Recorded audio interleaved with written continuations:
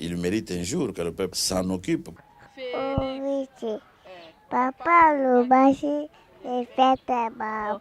Félix, Papa Lobaki, le peuple d'abord. Félix, Papa Lobaki, le peuple d'abord. Félix, Papa Lobaki, le peuple d'abord. Je vous ai bien entendu me rappeler Félix, Papa Lobaki, le peuple d'abord.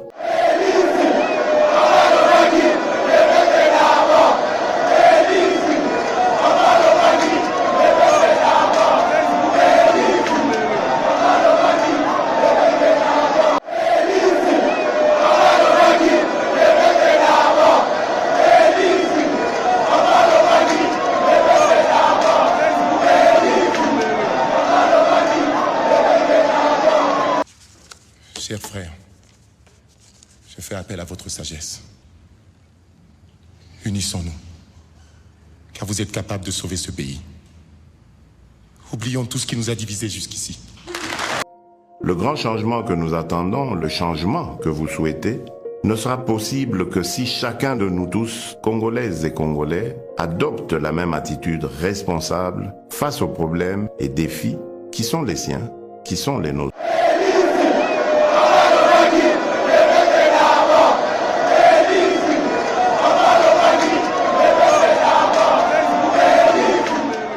Amis internautes, vous qui nous captez de partout dans le monde, bonjour et bonsoir. Ça dépend de l'ère à laquelle et de l'endroit où vous vous retrouvez à ce net moment. Merci beaucoup amis internautes, toujours dans le cadre de cette émission qui parle de l'actualité à ce qui concerne les œuvres, le bienfait de chef de l'État, Félix Antoine Tshilombo Tshisekedi. Et nous sommes là précisément commune ya Lemba, na kati ya université de Kinshasa campus na Homme 30. Je crois que vous avez remarqué le travaux de 100 jours. Etidia Balobi, merci beaucoup na chef de l'État par rapport à travaux il y a 100 jours oyo ezalaki epesamela kimbela et pas chef de l'État Félix Antoine Tshilombo Tshisekedi. Papa d'amour, papa béton, papa social. Je crois bomoni makadam o ezalaki route moko ezalaki na makadam te, mais na bokasité ya Fati béton a décidé que route o ya Homme 30 ezwa makadam. Et quant à nous, je vous laisse de suivre comme ça. Bisope toko tanakati na Doudou Ningini na beau découvrir nan ba image comme ça. On aura le temps ya kozwe la bino ba interview. J'ai dit déjà grand merci na ba nyonso bazas coaché et Simon s'abonner. Et n'hésitez pas aussi d'aimer, de commenter par rapport à l'olenge et à travail nabiso. Et surtout moi j'aime aussi beaucoup les pognons. So Monique Moussala na osa les sepelition et pourquoi pas olobake junior mwabo zwa code yango pour permettre bébé amela moi poto bébé amela moi tina tongo et ça là vrai bien. Je laisse la place pour découvrir ce qui se passe et retrouvons-nous juste après.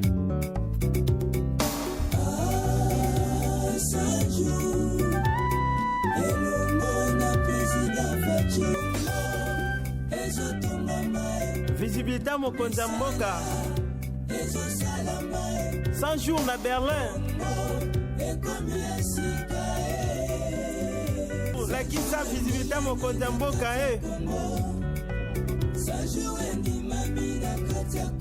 yango modernité c'est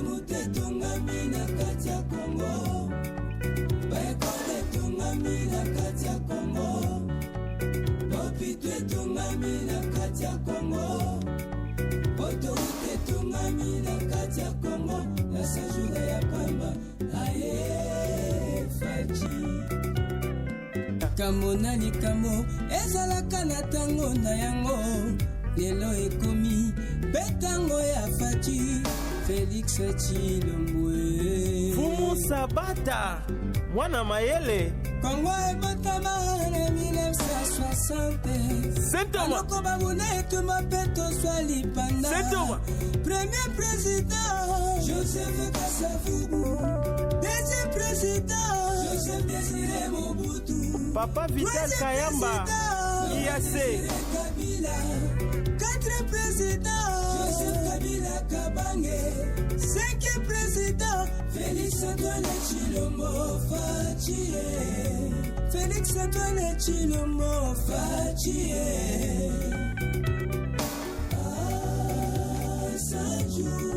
Elongo na président Fachi Congo ezotonga mae misala ezosala mae sanjour emonani na kati ya Congo banzela etongami na kati ya Congo ekole etongami na kati ya Congo yokason etongami na kati ya Congo fils mukoko etongami na kati ya Congo na sanjour ya pamba aye Fachi merci na Fachi.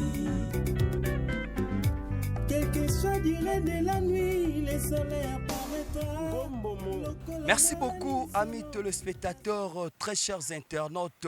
Comme nous avons dit que Toza Kaka, Tozo Tala ndenge misala ezo salama tozo talela tozo zimele. Je crois que vous avez vu la route on abimina on atika dudu nina laksabino et outil et tendance homme 30 bimiti na commune ezo kende commune ya Kinseso. Merci pour tous les ingénieurs au bazo la biso musala au bazo tongela biso banzela. Merci beaucoup. Merci na ba société nyonso o eza mise en place o eza na amabilité en la biso musala. Là je paraphrase OVD Safricas office des routes ce peu misu na bosani bozaka na bae les autres. Donc merci beaucoup. Là vous avez remarqué les engins aussi sont là tout ça là de notre mieux s'il y aura moyen interviewer ba pratiquant ya musala ba technicien ba ingénieur comment expliquer biso comment est-ce que le travaux se poursuivent. Suivez et retrouvons-nous encore Papa Lobaki, le peuple d'abord. Papa Lobaki, le peuple d'abord. Le peuple d'abord. Congo la biso totelema. Na mboka Congo. Monani na kati ya Congo. Jani mami na kati ya Congo. Banzele tungami na kati ya Congo. Baekole tungami na kati ya Congo. Bavive tungami na kati ya Congo. Aye Fachi. Mama Rit Fololo. Merci na Fachi. Ayaki na nzela ya référendum.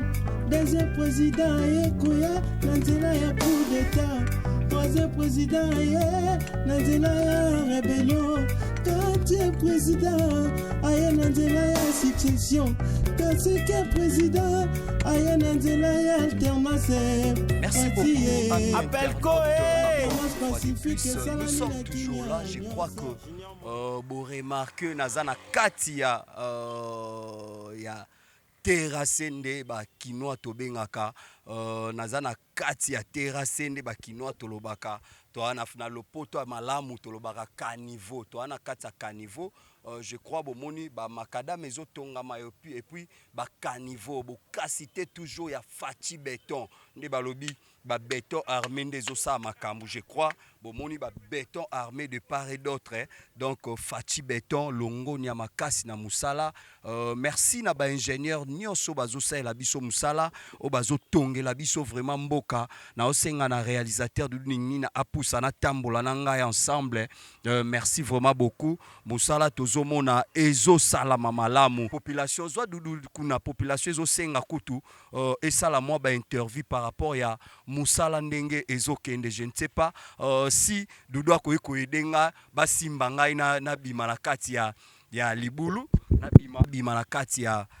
Merci beaucoup amis internautes, vous le savez bien que nous sommes toujours là balobi 100 jours 100% Fachi béton papa d'amour papa moko bien makasi balobi mwana ya mboka zana bolingo ya kotonga mboka nae. Je crois bomoni toale na kati ya caniveau là ya ba pratiquant ya nzela oyo tozana papa mbote kombo nani ngaye monsieur Paulin. Monsieur Paulin oza pratiquant en route. Oui na nzela oyo tokembi na nzela oyo na ndenge ya mabe. Nzela ezalaki mabulu nzela ezalaki ba flake ya minene babanda komema mpe batu bamoto ezozinda bakar ezozinda ya ndenge na ndenge sikoyo tomoni ke nzela na biso ebandi kobonga tozo remercier papa président ya mboka oyo Félix Antoine Tshisekedi makasi tozo pesa ye d'abord lonkonya et puis tozo encourager ye tozo féliciter ye tozo bondele pa nzambe ke nzambe abatela ye et en plus de cela misala est continué tina fin et puis nzela esilité lokola bambouteillage eza ebele batu baza na bakare komi ebele il faut continuer na nzela oyo tima tete nzela oyo basalango ezala pe munene nzela oyo ezala pe kitoko de sorte que banzela nyonso soki bazosalango basalango mbala moko makambo ya kozongela lisusu ezala te donc tozo pesa papa merci pona batu oyo nzela ekokata ba préparer ba mbongo ba pesa bango ba lela te parce que baza ba responsable ya bana toza pendant période ya ba classe il faut koli ya pasi misala pasi baluki mbongo ba pesi bango ba tindi bulldozer a raser a élargir nzela tina matete pour éviter ba embouteillage na kati ya mboka. Mais balobi biso pe lolenge na biso ya ko salela nzela ezalaka mabe olia mwa manga obwaki na makadam olie mwa omeli mai obwaki na makadam basalite wana pe ezoboma musala yo kopesa tolini na population. Merci beaucoup. En tout cas, l'État a sali musala na ye. Biso pe tozali population tozo constitué partie ya l'État. Biso population to batela banzela na biso malamu. Ole eloko na kati ya bus, na kati ya taxi, na kati ya soki nini kobwaka na nzela te. Il faut o bombe eloko na yo na sac na yo okomi place moko poubelle ezali obwaki na poubelle. To garder bakaniveau na biso. To garder malamu banzela na biso. Parce que soki mboka eza na banzela te développement pe ekozala te. Donc mboka il faut ezala propre. D'ailleurs nazo senga pe gouverneur ya mboka oyo. Ayebisa batu nyonso bafandi na nzela na ba boulevard batia ba peinture ya malamu ya kitoko pour que mboka engenga ezala propre muntu nyonso liboso ya lupango na ye atia propreté mboka ezala kitoko et puis place oyo bazosala misala na ka université il faut ba déplacer parking eza pembeni ya école ya bana parce que ba camion ba car ekoki ko créer accident na bana oyo bazobima classe na ba étudiant ba déplacer parking ba bongisa parking place munene awa ba bongisa ngo makasi e batele pe lupango ya université ba car nyonso eza na muamba e komati awa ba bétonner ba tia kitoko comme ça de sorte que mboka ezala malamu. Merci beaucoup, amis internautes. Nous poursuivons. Tomoni sous passager Moussousou Mbotendeko. Kombo Nangai Michel Bekandam. Olobini ni Ponanzela. Bon, tout d'abord, nous sommes très contents par rapport à la réalisation à Evre Oyo, puisque Tonyo Kamimi ni Pona Makamanzela. En tout cas, tout ça qui vraiment enclavé, disons. Tonyo Kamimi ni Ponanzela au déplacement est très difficile. Là, il faut le dire. Tout ce pays parce que mon Konziamboka a tié volonté parce que Nzela o ezala réaliser. C'est quelque chose où tout ça beta maboko. Mais le plus important c'est que tout ça en posa Nzela ezala achevé, projet ezala achevé. Mungongo na biso ko mata makasi po mon Konziamboka ayoka ba souci na biso. To sepeli makasi pour na likambo mais tout ça n'a encore besoin que projet ezala achevé. Achevé comment? Achevé dans le sens que koto mususu romona ba stopper moi travaux mais koto mususu baza ko avancer pour ça na biso eza que travaux ezala exécuter correctement dans le sens que ba partie mususu etika laté donc ba partie na ezala achevé. Mais président de la République alobaki que ya pesi ba société mbongo batonga mais c'est à nous la population tozala na lisu ndende ko lezera lobaka lisu likolo ya lisu to surveiller misala mais on a comme l'impression charge union sur population zo linge zonga kake pa Fachi Beto si apesi mbongo mais biso pe population to yaka pe to vandeli bango na population betala bosa musala mbango président lo apesa bino déjà mbongo ole musala salama a pas de torti yo lobi boni. Bon, on a vraiment la raison pour Nalikamwana parce que Mboka président a dirigé Mboka et mon côté. Bisopé population tous en a part et responsabilité na biso. C'est-à-dire il faut que bisopé tous en a mobilisé. Et na landi mingi ndeko o ale kinga papa alobi mingi pour na responsabilité biso bandeko. mboka po ebonga eza président kaka ye moko te eza biso peuple bakaniveau bazotonga awa eza bakaniveau moko en bonne qualité biso béton fati béton c'est ça biso peuple totika koinondaka bakaniveau kobwa kaka biloko ya mike banini eza kono parce que lelo soki caniveau ebouché ekozala problème ya président d'abord problème na biso parce que bandako na biso eza inondé c'est pour cela yango tozo ko conscientiser population tozala na mentalité oyo président de la république a dit il faut tozala na bonne mentalité pour mboka kende liboso soki tozala na ba mentalité wana pervers ya kala wana kaka ozisalité mbala moko na caniveau là c'est un problème là ça posera un problème donc tozala na posa mboka na biso ebonga na ba vision au chef de l'état aza nango ba vision pour mboka kende liboso il faut to accompagner ko accompagner président de la république ezake omoni mabe o dénoncer omoni likama mabe o dénoncer quelque part ça ne va pas to dénoncer tomoni société alekisi ça kesima na sima to dénoncer et on a responsabilité na biso population pour to accompagner ba grande vision en chef de l'état je sais que ezalaka toujours compliqué mais to koko ma place wana fati béton alingi pour que peuple congolais a se retrouver pour que peuple congolais a joie image au akala la vision en chef de l'État, Fati Béton. Merci. Merci beaucoup à toi, Fati Béton, son excellence, monsieur le président de la République. Merci aussi na communication nyonso ya président onazo CCT ko remercier bino. Merci na ba société nyonso ya construction oyo bazo permettre biso to kitaka on était na pompage tozalaki partout bisika ba 100 jours ezotongama merci na ba ingénieur nyonso bazo permettre biso to sala musa na bokasité merci na présidence de la République pour na autorisation au bopesa biso to sala musala pour na visibilité à chef de l'État mais sauf que biso pe tozo complication quel que soit présidence de la République mais chaque deux fois ce to comme sika la police a vraiment lukabo lié ça nga personnellement na pesa ata diffronté au cas où on appelle comme ça bangomo baye parce que baza ko interrompre biso to ça la visibilité à chef de l'État et quant à moi je demande à mon réalisateur to koma tina souka place nzelango et souki nanu comme ça bozwa suite restez branchés ba diaspora nyonso to simba fati ba diaspora to tia fati maboko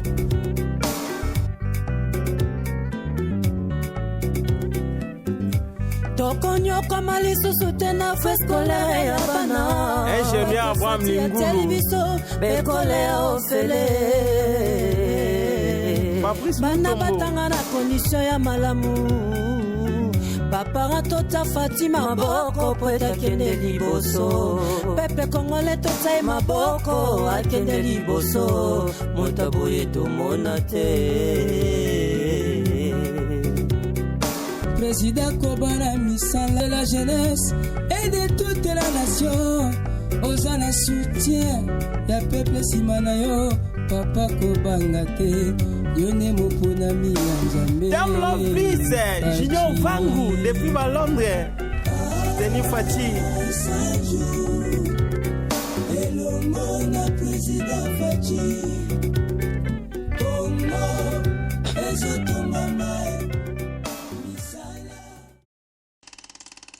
Il mérite un jour que le peuple s'en occupe. Papa Lobashi et fête papa. Félix et Papa Lobaki, le peuple d'Afrique. Papa Lobaki, le peuple d'Afrique. Papa Lobaki, le peuple d'Afrique.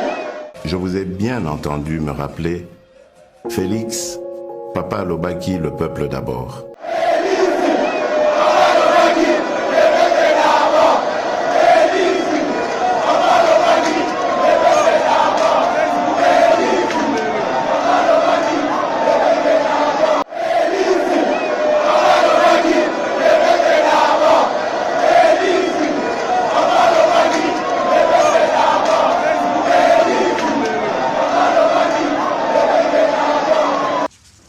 Chers frères, je fais appel à votre sagesse. Unissons-nous, car vous êtes capables de sauver ce pays. Oublions tout ce qui nous a divisés jusqu'ici. Le grand changement que nous attendons, le changement que vous souhaitez, ne sera possible que si chacun de nous tous, Congolaises et Congolais, adopte la même attitude responsable face aux problèmes et défis qui sont les siens, qui sont les nôtres.